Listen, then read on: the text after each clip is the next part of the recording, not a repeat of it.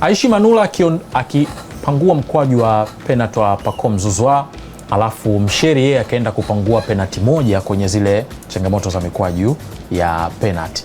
Hii imekupa picha kiasi gani na imekupa taswira gani? Kwa sababu hawa magolikipa wote wawili sio magolikipa namba moja kwa timu zao.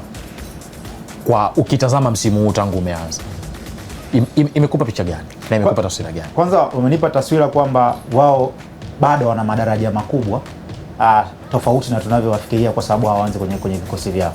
Yani Manula anakaa bench sio kwa sababu sio golikipa mzuri, anakaa bench kwa sababu kuna mwingine ambaye anafanya vizuri zaidi kuliko yeye.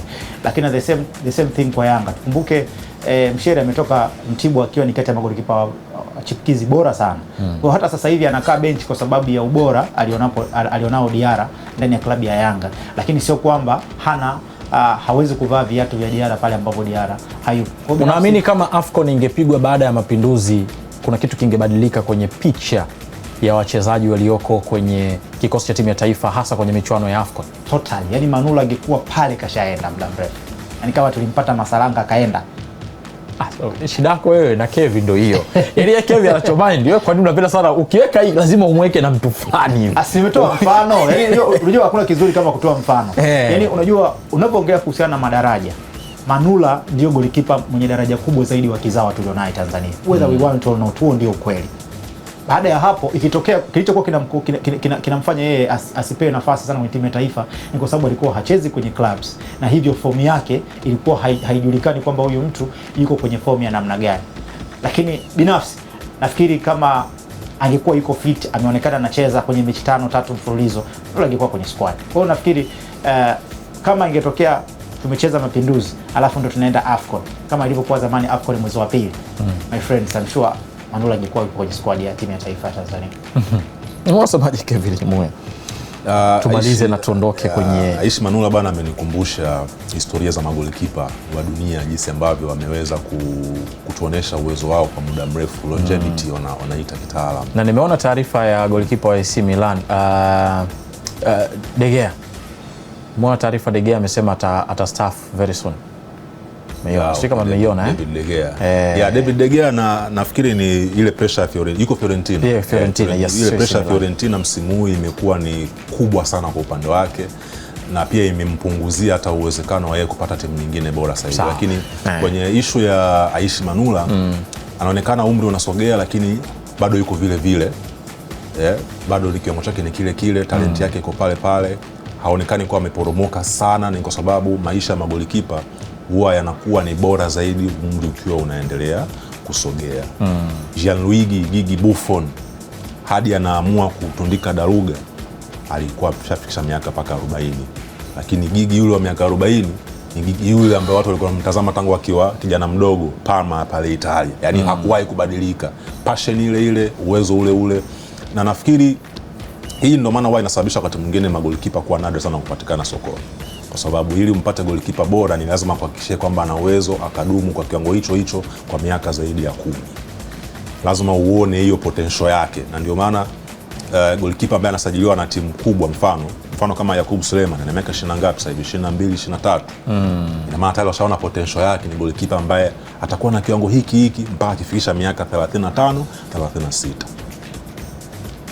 Kwa hiyo Aishi Manula anachokionyesha ndicho ambacho tunakiona, pia ndio uwezo ambao tunaona pia kwa vijana wa sasa hivi ambao wanatuonyesha kwamba wana uwezo wakafika paka umri wake yeye na wakawa na kiwango kile kile, kwa sababu licha kuwa na talent pia wanajituma.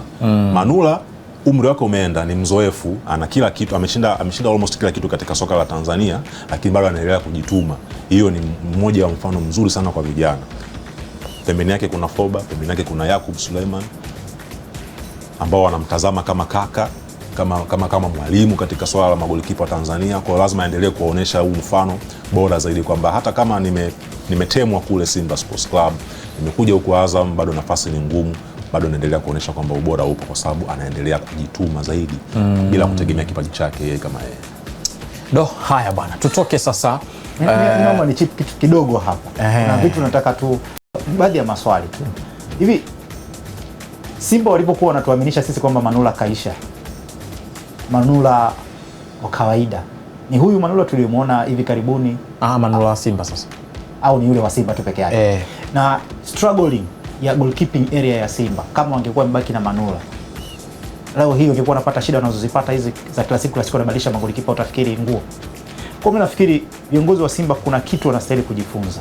Imetokea kwa Manula, kwa Mohamed Hussein, kwa Ngoma na wachezaji kadhaa wazuri wanaondoka, wanatafuta visingizio wachezaji wale wanaondoka, alafu wanashindwa ku recover their places.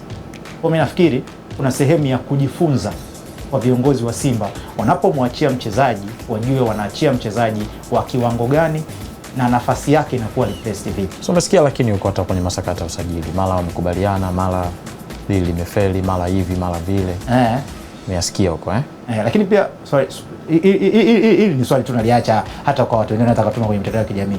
Kama aliyemkaba Athmani Faisal amekuwa man of the match na aliyemkaba jana Pacome anakuwa nani? Chilambo. Sasa wewe ndio maana nauliza swali, anakuwa Chilambo. Sasa kama aliye sasa Ngoso, ukitaka tutaje watu ambao wastahili kupewa man of the match jana, unajua wako wengi. Mimi nauliza swali, subiri sasa basi. Ngoja nikusaidie basi. Sio kujibiwa wako, unajua. Subiri, relax basi. Naona ulikuwa unajua basi, mimi nikutajie. Yaani mtu subiri basi. Dickson Job alistahili kwa man of the match. Unakubali unakataa? Dickson Job, Ibrahim Baka na ile tukio lake. Unaona sasa Chilambo mwenyewe, Landry Zuzu alistahili kwa man of the match. Na ile kusababisha penalti.